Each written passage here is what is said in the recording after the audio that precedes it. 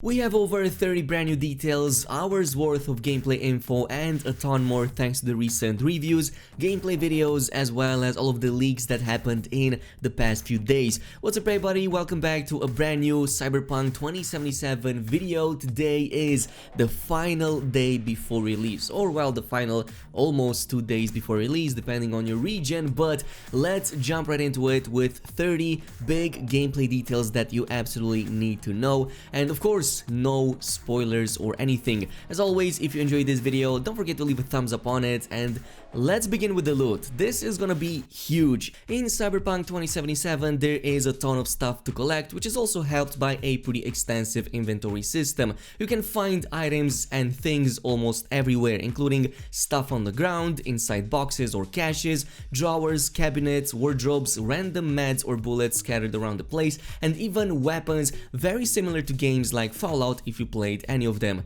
You can also loot items from enemies such as guns, clothing pieces, or even upgrades that you can later apply to your character. Like for example, you might find something like a really cool vest or really awesome weapon and then realize that that vest or weapon could be of legendary quality and provide some really amazing stats. When looting dead bodies, you can sometimes even get something called archived conversation shards. Again, if you played games like Fallout, this provides a little bit more immersion in the universe of the game, as in they show the last conversation that NPC had with a different character prior to their death, which sounds quite interesting. But we've talked about weapons, let's expand a bit on that. Weapons are so abundant in Cyberpunk that you will literally find yourself switching to a new one almost constantly as you level up. Item cards for weapons show everything from the name, rarity, weapon class, level requirements, DPS and damage, special abilities, oftentimes a quote or a reference very similar to Borderlands,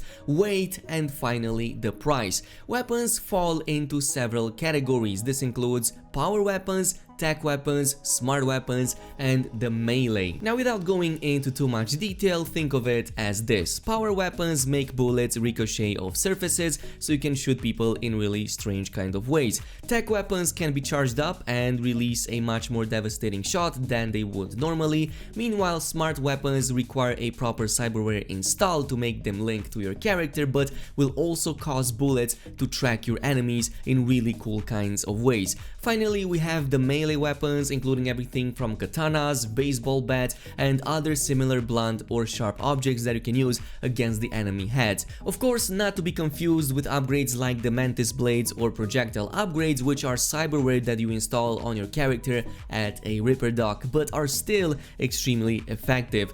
Weapons can also have parts added to them like scopes, silencers, magazines, handles, and so on and so forth, many of which you can actually craft yourself using the engineering skill tree, and we will definitely make a guide on that in the upcoming days. Moving on next, let's talk about open world and a ton of details that you will encounter over here. As I've said in previous videos, right off the bat in the first few hours, there's going to be an overwhelming amount of objectives on the map at the same time. This includes your main jobs, which is basically your main story, the side jobs or the side quest, and then we also have a really nice number of street gigs. This includes guns for hire, search and recover, thievery, sabotage gigs, merc jobs, convoys, NPC scanner hustles, and a ton more on top. So if you feel that you don't have enough to do in Cyberpunk 2077, you're gonna be in for quite a surprise, because there is a ton of stuff to do, to the point that yes, you will get overwhelmed. Also in the open world, there are tons of vending machines all over the place that you can use to get a quick drink for some really nice boosts.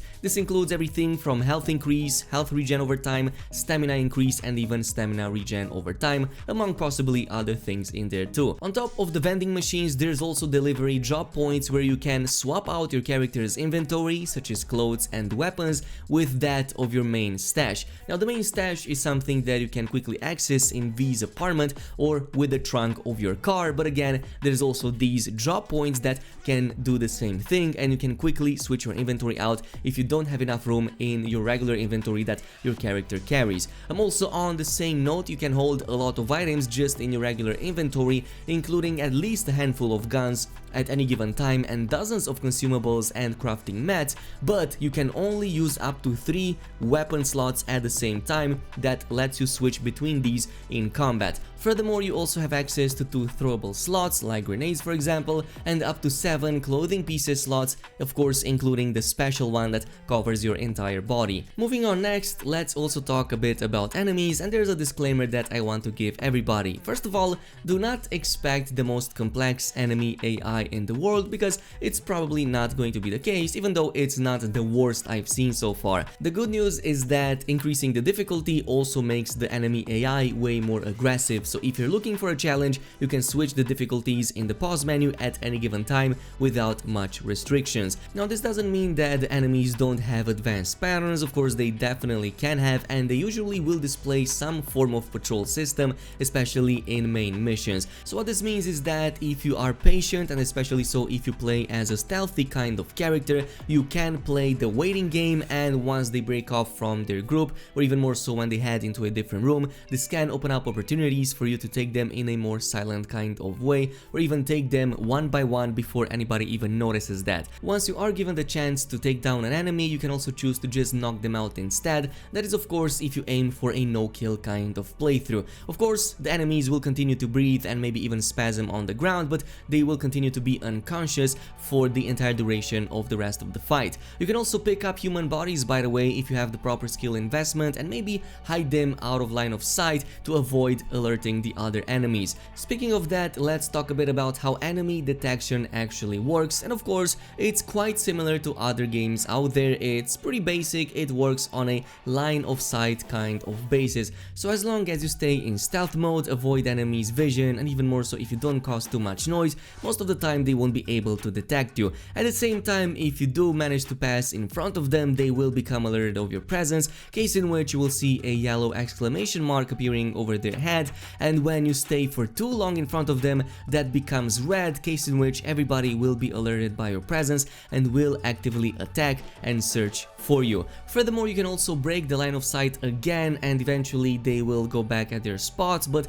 they might still stay in that alert kind of state. That means that they will detect you faster the second time you do this. You can also scan enemies, by the way, if you have the proper implants. NPCs of course will have quite a bit of detail to them, but the gang leaders are going to be the ones that have the most. So when you scan something like, for example, a thug, you will see everything from gang affiliation, abilities, weaknesses, resistances, and you might even see, for example, possible rewards like the amount of $dollars that you might get from just taking down that enemy, among other things. Moving on next, clothing and fashion is going to be a big part of Cyberpunk 2077, and there are going to be a ton of clothing vendors all around Night City that you will eventually want to visit, of course presenting a really wide range of possible options. So if there's a fashion trend that you want to follow with your character, it is probably in there and you can definitely do so, of course still respecting the Cyberpunk theme. Now clothes are going to be mainly for armor. They seem to provide armor as their primary stat, and usually at the lower qualities they don't really provide anything else, but once you get rares, epics, and even legendaries, they can provide really awesome additional benefits. Among these you can find anything from increased carry capacity, mod slots, and maybe even boosts to XP gains, especially when it comes to the street cred that you might want to. Finally, let's talk a bit about some of the other crazy stuff you can do in Night City, and even though I don't like making comparisons to GTA, there are quite a few parallels to be drawn. First of all, there are plenty of districts filled with sex workers, so you can definitely just walk up to them and ask for their services using, of course, the appropriate dialogue options. In this case, you'll get presented with a full-on scene that, well, I guess you'll have to wait and see just a little bit more. You can also cause a lot of havoc in Night City, much like in GTA, but yeah, killing pedestrians will cause the NCPD to throw everything they have at you, and what this means is that no arrest warrants, only bullets, and maybe some nightsticks to the spine. But meanwhile, in gang-controlled territories, you can attack any random group of thugs,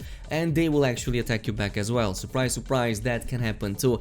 Be prepared for a big shootout and definitely get some proper weapons, because you will get overwhelmed if you go in too low level or don't have the proper upgrades. But yeah, this is it with more than 30 details about Cyberpunk 2077. I hope you guys enjoyed this video. Of course, plenty more coming later down the line, and tomorrow we have the big day, the big release day, again depending on your region and where you are. But thank you so much for watching. As always, if you enjoyed this video, don't forget to comment, like, and subscribe, and I'll see you guys next time.